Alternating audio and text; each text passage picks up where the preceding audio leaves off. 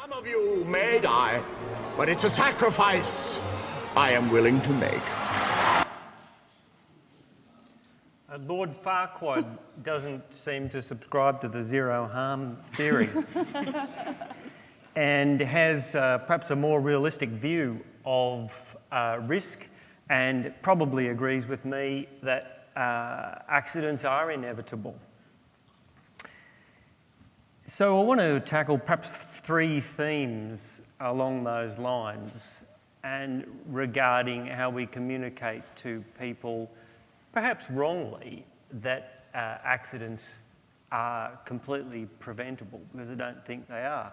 And those three themes are our reliance on rules and standards, which I think are good, but they're not perfect, and sometimes they might be even harmful.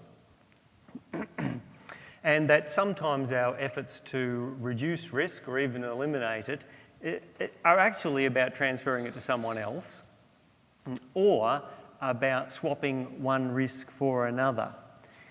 Imagine you're approaching this stop sign. Should you stop?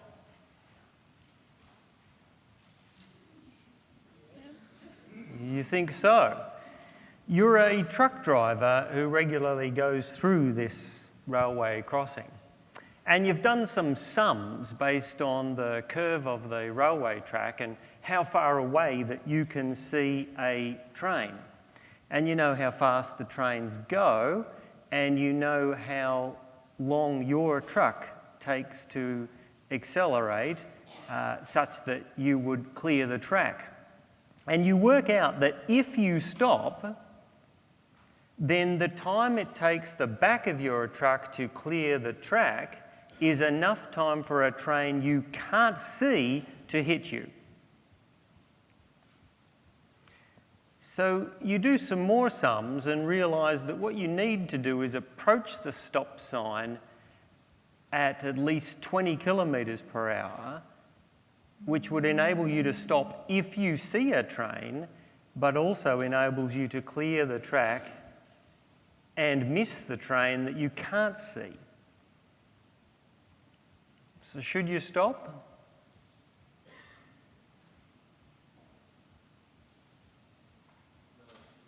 You shouldn't stop. Should we do what's safest, or should we follow the rule? Two friends offer you a ride home from the conference. They both have alcohol testers. One's a little bit over the limit and one's a little bit under. A marginal difference in impairment, I think you'll agree. But there's a catch, of course. The one a little bit over has a car, and the one a little bit under has a motorcycle. With whom should you travel? And neither, I hear, but neither's too easy, because these contests in risk are real. Neither involves something else, and it will involve some risk too. It simply introduces a third option. A little while ago, a crane fell over, or partially fell over, and the comments from those involved with it went along the lines of the one that's up there from this news article. Can't quite remember who said it, but the gist of it is the road had to be closed. The Kingsway ramp, I think, off the freeway, closed for a fair while, and you can't take any risks. So by closing this ramp, by closing this fairly busy road, 40,000 people a day, I think, in each direction, this would involve no risk. What they really meant is no risk to us. Because tens of thousands of people were then going to go a different way. And presumably based on a motivation of doing what's easiest, which is what I usually use, they were already going the easiest way, So they were forced to go a harder and longer way. Well, if 40,000 people go a couple of extra kilometres, that's starting to sound like 100,000 extra kilometres per day. And wherever they went, some other people would then not want to go there where they usually went, so they went a bit further too. So maybe it's 200,000 kilometres per day. Well, accidents occur with regularity according to driving, don't they? So didn't we just swap one risk for another?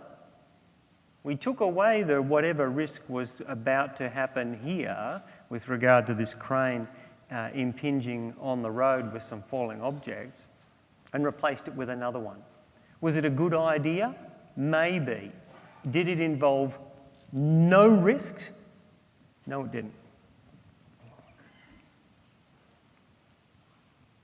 This one's about standards, my point here, and here we have a set of stairs. If someone falls over on a stair, it'd be pretty logical to compare it to the building code, wouldn't it? And that would be your guideline of what's normal and convenient. But that's all it is.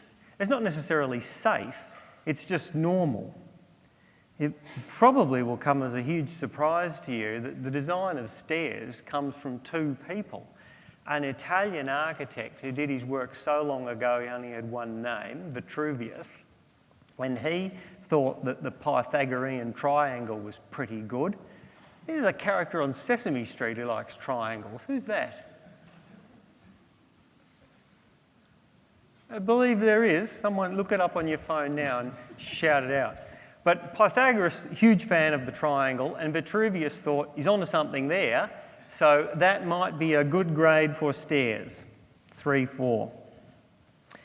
But that you can have a grade like that, and you can have tiny little steps, 4 centimetres long and 3 centimetres high.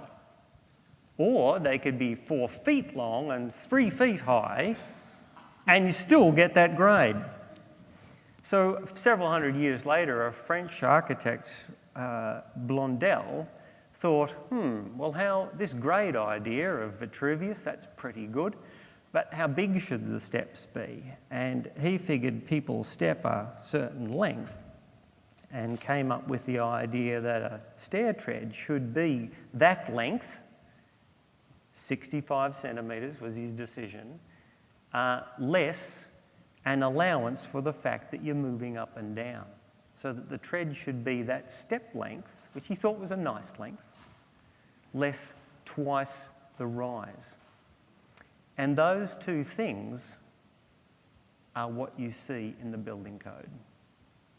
Nothing more than that. So stairs aren't necessarily safe. All they are is relatively common. And maybe that's good enough. Maybe there's value in familiarity. That the keyboard, the QWERTY, it's the same as the last one you saw. Another fun thing about stairs, and there's the one I pictured, is, and I thought this was a curious contrast in risk, people have become fascinated with attaching friction enhancements to stairs. There's very little logical reason for this because the gate on a stair is artificially shortened to the point where one's heel barely passes the toe. And that is a gate very undemanding of friction. So if you can walk horizontally, you can walk on a stair. So there's no reason for any more friction on a stair than you find surrounding that space. And yet, it's become a particular fascination. There is no study that I know of, and I don't think there ever will be, showing the advantages of this treatment. And what's happened here is that the stripy friction treatments have created some sort of optical problem, in my view, in that it's pretty hard to pick up just where the tread starts and finishes. Here's a nice, interesting contrast, of course tragic for those who've encountered asbestos, but it's putting that aside, and I feel for anyone in that position, but it is an interesting irony that the asbestos maker James Hardie sponsored the Life Be In It program. But the next theme I want to get to is the exercise and activity theme. Is this person doing something healthy or unhealthy?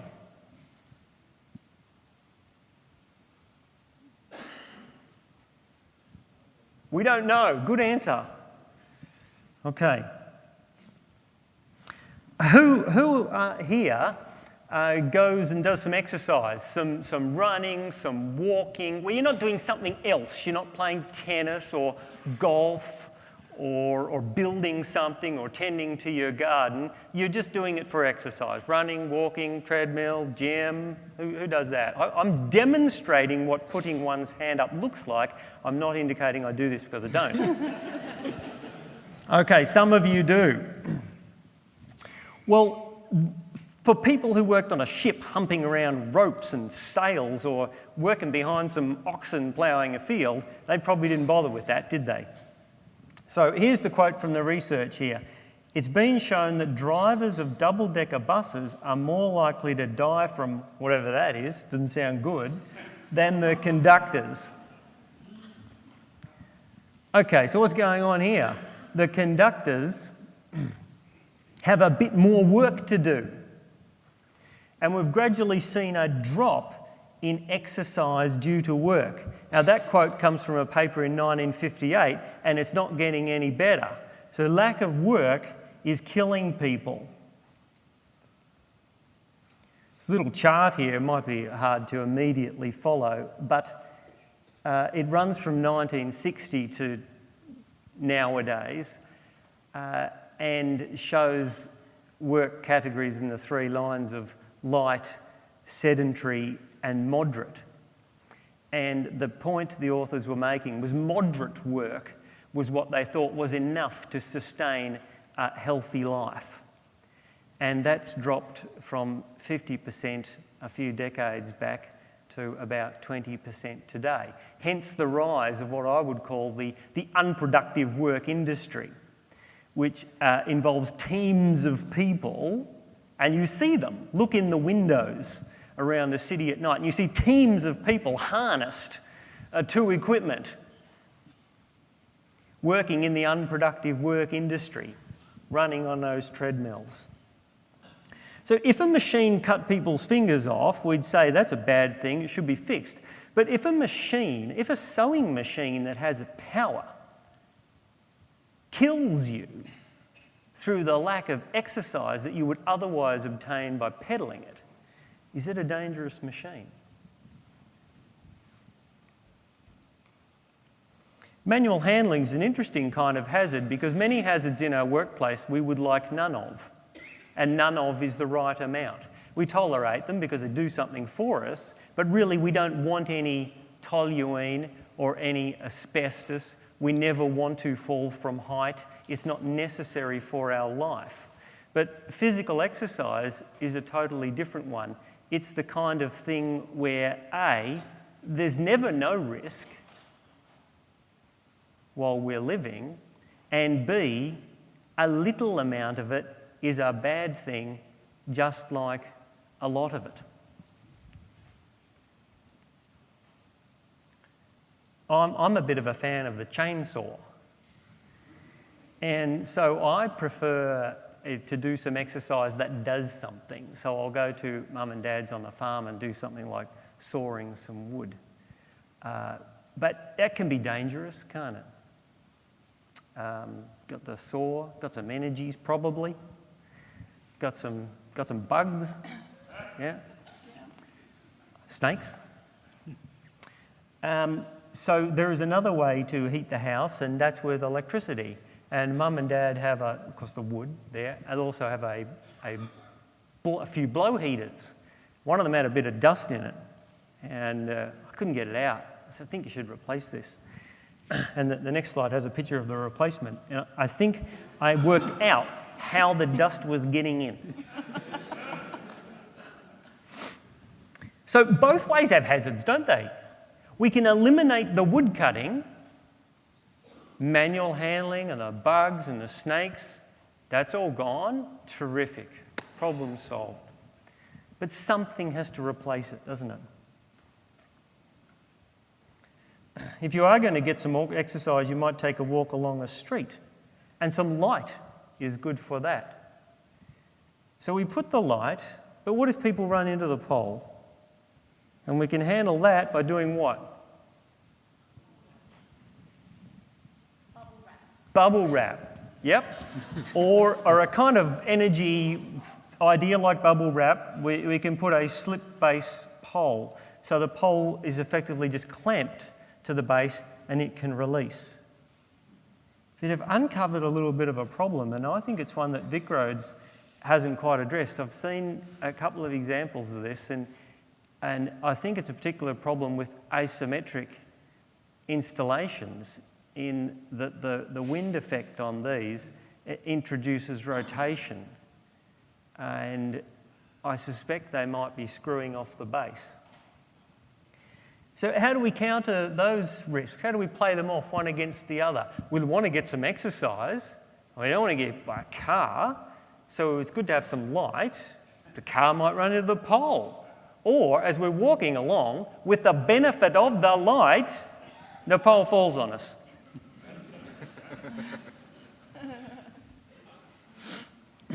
The government's always good for a free kick. This is the nation's capital, and they built a retaining wall here. The other side of this wall is, maybe the next one has the other side, it does. The other side is, the ground is much lower. So the retaining wall is good to help prevent people falling over the edge. Good point. But people might be tempted to walk on this footpath-sized arrangement, which may be a safety concern, since it's about perhaps 10 metres high at the other end, even more so than here. If Elizabeth, but Elizabeth doesn't need to be there, because one of her counterparts has already been there and put this sign on there, which is bound to solve the problem. So that's all sorted.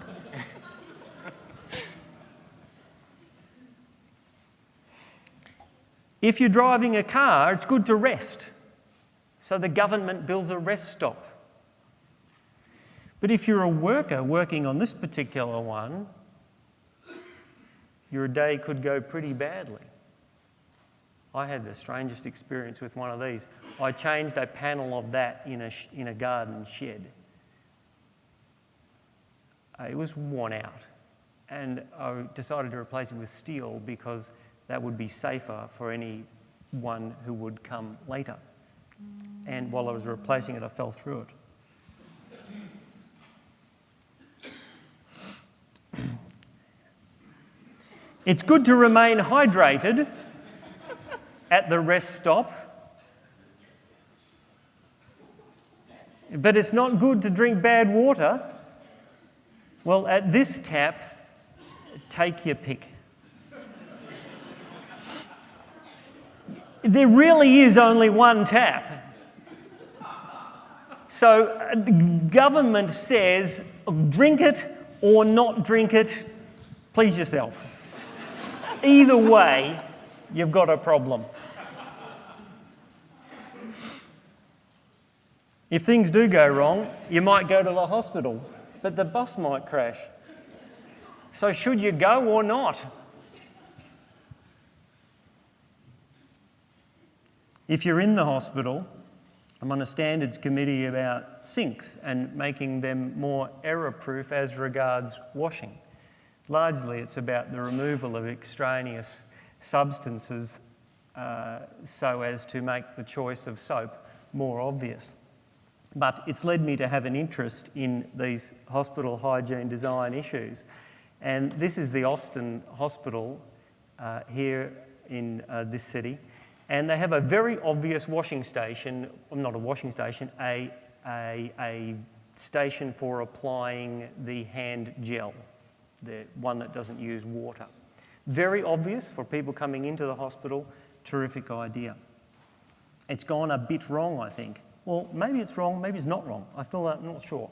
But it looks to me as though the liquid is a bit runny, and the spout on the bottle is horizontal, and thus when a person puts their hand under and presses the button, it misses their hand and goes onto the floor. So they have another go at it and hit their hand, or if it does hit their hand, it goes through their fingers. So there's a big puddle of methylated spirits, effectively, around this station. But it's for safety. And to counter that, then we have the mat, which is the next one shows the bottle. But perhaps you can see the mat. A big rubber mat has appeared around it. So is it safer that the hands are being cleansed, or is it less safe because it's a slip hazard? Or is it my preferred option? It's a cunning plan to disinfect people's feet.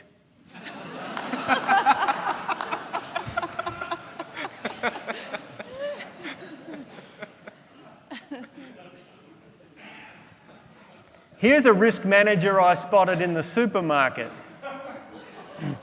I'm a fan of the television program Doomsday Preppers, and I recommend you have a look at it, because there are people who are trying to do something, and they're applying their mind to this task of self-sustaining themselves in the event of some kind of society breakdown, and I think I met one of these people. But they knew that eating 60 cans of beans comes with risk. And that risk could be managed with a giant pack of toilet paper.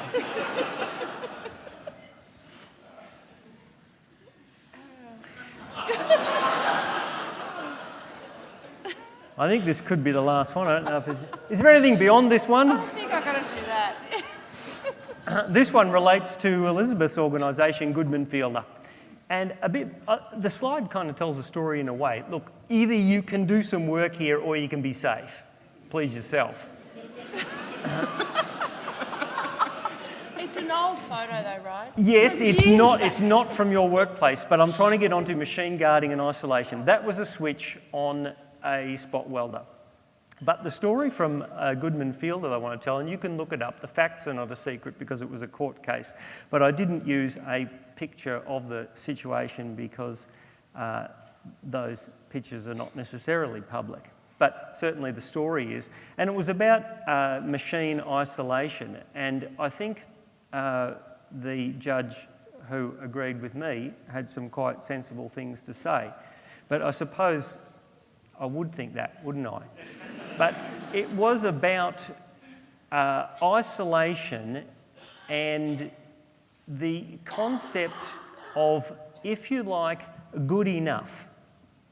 The situation was that a person lost a very small part of their finger in a machine that ran by a belt drive and had moved a little over limit, and he took off the fixed guard and moved the machine back within its range, and then it moved and nipped his finger. And the propositions were put that this should have had an interlocked guard, and I said, no, it shouldn't. The front of your microwave oven should have an interlock guard because it's routine user access, but the back of it doesn't and needn't have it. And that was the situation here, that you'd have interlock guards sort of populated throughout the whole place if you were going to do that, and it served little purpose. The isolator, I thought, was a good system because it could be reached from this very place where the work was done. It only operated that machine. It didn't cause any inconvenience to anyone else. It was obvious what it did, and it was accessible, and it worked. The person, like many of us who choose to, I poke my fingers in the toaster a bit, getting the toast out, took a bit of a shortcut. But the system itself was good enough. Is it going to prevent all accidents? No. So if you'd like to read a judgment along those lines, have a look on the website of Legal Things, Ostley, for Goodman Fielder. And I'm pretty sure that's the end.